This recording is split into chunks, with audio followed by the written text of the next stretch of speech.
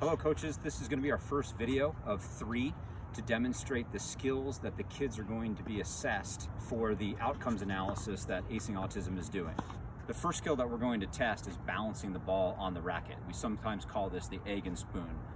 So we've got our egg, we've got our spoon, we're going to put it on here. So when the kids do this, they can either do it with one hand or with 2 hands. Either way is going to be okay. Obviously, the more skilled kids or the more advanced kids will be able to do it with one hand, and they can do that. If they need to put the second hand on the racket, that's totally fine. For the balancing the ball on the racket skill, there's going to be 3 different milestones for the children. The first is to walk from the baseline to the service line. If they get that far, they can continue on to the net.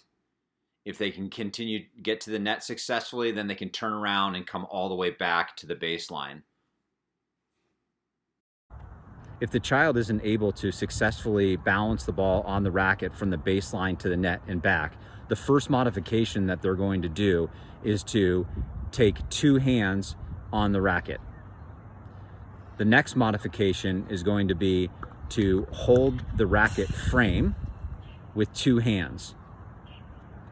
If they're unable to successfully balance the ball on the racket from the baseline to the net and back, the next modification is to move their hands back to the grip and then put the ball inside the throat of the racket.